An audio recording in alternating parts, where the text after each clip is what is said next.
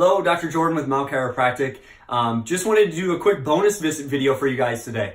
We are going to be talking about disc problems. If there's ever an issue or question that we get most commonly, specifically with the low back is, hey, I was told I have a disc herniation. I have degenerative disc disease. I think it runs in my family. We'll hear a lot of those sorts of things. So I thought we would just come on and just talk about what is a disc, what's the purpose of that disc, and please feel free to share with your family or friends or anybody that you may know that's having disc issues, as I think this will highlight some of the common questions that we get. So when you look at the spine, you'll notice that your spine and your skull are very similar in that they're protective in nature. The difference is that they're jointed. So the spine is jointed. Your skull has sutures, but it's not really, there's not a lot of movement there.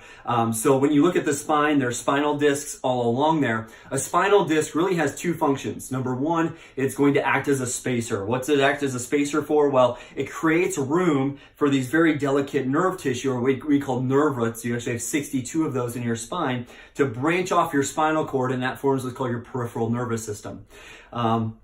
The second job of a disc is to act as a shock absorber, right? It acts as a spring mechanism in a way for the body as well. So that's really the two functions of a disc. So you don't want to cut them out because they have a function, they have a job in the body. Now, so I was just showing you that on the spine model, but I actually have these smaller models here that I can show you a little bit closer. So this is what a normal disc looks like here.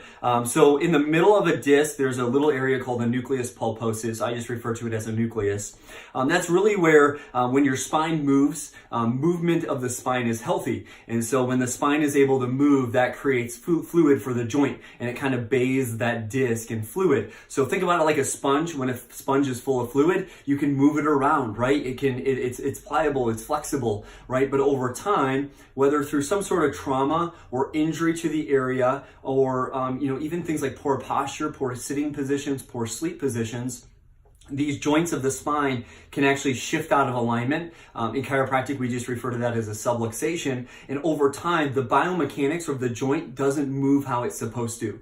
And when the joint doesn't move how it's supposed to, the disc will start to break down. Well, around the nucleus, so the nucleus is the middle, okay? Think about it like a jelly-filled donut. The nucleus is the jelly. And then around it are annular fibers. So they're concentric circles around it. And it's kind of like the breading that holds the jelly inside of the donut, so to speak. I hope you can get that visual there. Well, what happens over time is with enough wear and tear on the spine, whether through traumas, car accidents, slips and falls, that's what everybody thinks about, but more commonly it's the repetitive stress issues, like, I don't know how many of you sit behind a desk during the day. That's a common one. Bending, lifting, twisting in the wrong positions. And the spine just doesn't move how it's supposed to any longer, and over time that'll cause the annular fibers, the little breading to tear a little bit. It's micro tears. And over time, that nucleus or the jelly will literally start to shift out, and it'll seep out into an area that it shouldn't be.